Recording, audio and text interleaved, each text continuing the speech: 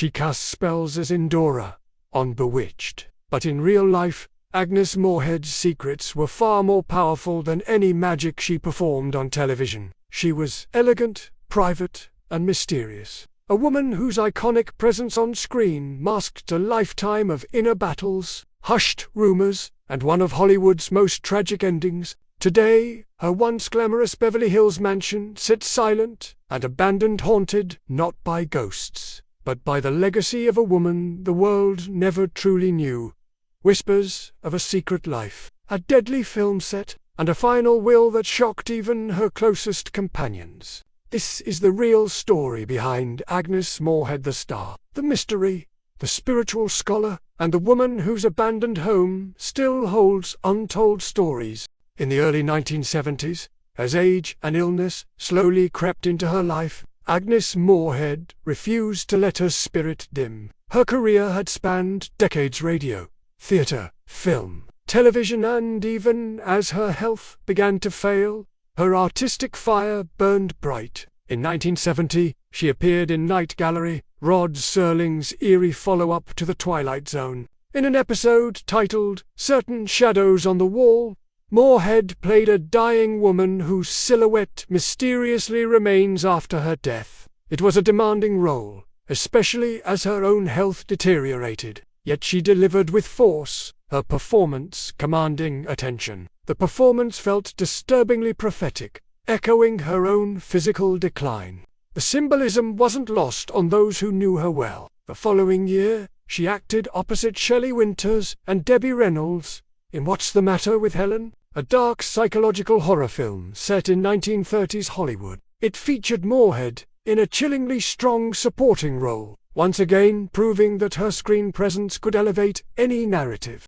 And in 1972, she made her final starring appearance in the low-budget horror film Dear Dead Delilah, portraying a southern matriarch in a wheelchair, trapped in a mansion where gruesome axe murders unfold.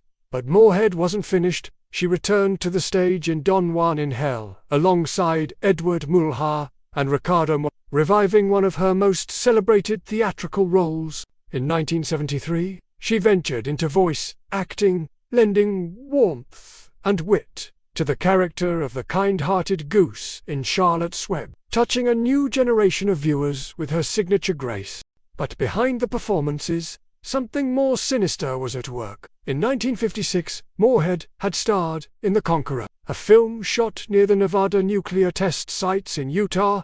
Unbeknownst to the cast and crew, radioactive fallout from government atomic tests had contaminated the area. Over time, the film gained a disturbing reputation. Of the 220 people involved in its production, at least 91 would develop cancer. By 1980, 46 had died. She frequently voiced concern to friends about the growing number of colleagues falling ill: John Wayne, Susan Hayward, Pedro Armendariz, Dick Powell, all struck down by cancers traced back to that cursed desert set. Agnes Moorehead was among them. On April 30, 1974, Agnes Moorehead died of uterine cancer. She was 73. Though she wouldn't be diagnosed until years later, she believed the cause was clear. Her own battle ended at the Mayo Clinic in Rochester, Minnesota. To the end, she remained proud and dignified, her voice still echoing in the CBS Radio Mystery Theater, where just months before her death, she returned to the medium that launched her career. Moorehead's death shocked the industry, but what came after raised even more questions. She was laid to rest in a private crypt in Dayton, Ohio, not far from her childhood home, but her will revealed a woman of precise intention and deep conviction. She left $25,000 to Muskingum College, her alma mater, with instructions to fund scholarships in her name. Half her personal manuscripts were donated to the other half to the University of Wisconsin, testament to a passion for knowledge and scholarship. Ife and rumors. So, who was Agnes Moorehead, really? Her personal life was fiercely guarded. She married actor John Griffith Lee in 1930. In 1952, they fostered a boyson. It seemed like a step toward building a family, but just a year later, they divorced. Moorehead later married actor-director Robert Geist in 1954. That marriage lasted for years. He even alleged that when she caught her husband cheating, she replied. Debbie Reynolds wrote in her memoir that Moorehead was not a lesbian, that the rumors were spitefully spread by a bitter ex. If he can have a mistress, so can I. Yes, you'd love to put me in their excellent company, even if I don't belong in the same category. Graceful, deflective, unapologetically private. After that, she never publicly acknowledged any romantic partner. This silence fueled rumors about her sexuality. Actor Paul Lynde, her Bewitched co-star, once claimed everyone knew Agnes was a lesbian. But others disputed this. Her longtime employee, a gay man named Quint Benedetti, also dismissed the claims, calling them tabloid gossip, fueled by Linde's dramatic flair. And Moorehead herself, when asked about it in 1973, she smiled and replied, in the early 1950s, Moorehead bought a grand Mediterranean estate in Beverly Hills, designed by architect of the stars, John Elgin Wolfe. The home was over 12,000 square feet of Hollywood glamour and European elegance. It featured a central courtyard with terracotta tiles and a burbling fountain. Her faith was reflected in every corner. Books, religious texts, and art filled her personal sanctuary. A tennis court, a shimmering pool, a billiards room, formal dining with hand-painted murals, and a master bedroom drenched in lavender hues to complement her auburn hair. Interior designer Tony Duquette, a friend of Moorehead's, filled the space with drama and flair.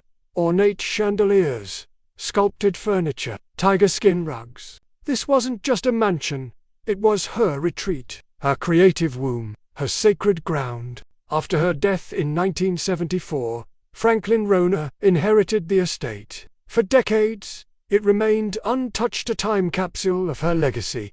In 2017, it sold off-market for around $16 million. The buyer preserved much of its charm while upgrading it for modern living. By 2022, the property changed hands again, this time for nearly $29 million. Its history too strong, its personality too vivid, to be erased. But even with new owners, the mansion is still known as Agnes Moorehead's house. Section 7. The Ohio Farm. Kitchen Mitten. Moorehead also owned a 320-acre farm in Ohio called Kitchen Mittens. The name came from an archaeological term, kitchen midden, a pile of historic household waste offering insight into generations past. She inherited the land from her grandparents. It was originally granted by President James Monroe. During World War II, Moorehead turned it into a working, patriotic farm, victory gardens, livestock, and wartime sustainability. Magazines celebrated it as a model of rural and when she passed, she gave it to John Brown University along with her treasured Bibles and study materials. She loved that land, worked it with her own hands. Agnes Robertson Moorehead was born to a Presbyterian minister and a musically gifted young mother. By age 3, she was reciting prayers from the pulpit. Her performances began not on stage but in church. As a girl in St. Louis, she and her sister mimicked churchgoers for their parents' amusement, an early acting school hidden in the family dining room. She earned her bachelor's in biology from Muskingum College, later gaining a master's in English and public speaking from the University of Wisconsin. She joined the chorus of the St. Louis Municipal Opera in her teens, but also pursued deep academic interests, studied at the American Academy of Dramatic Arts in New York, and graduated with honors. She taught public school. She carried a Bible in one hand and a script in the other. Agnes Moorehead was more than a Hollywood actress, more than a whispered rumor. She was a scholar, a farmer, a spiritual seeker, and a performer with unmatched power and poise. But her legacy, rich, complex, and haunting, lives on in every frame she ever graced, and in the stories we continue to uncover. Her mansion may stand silent, her farm may be passed on,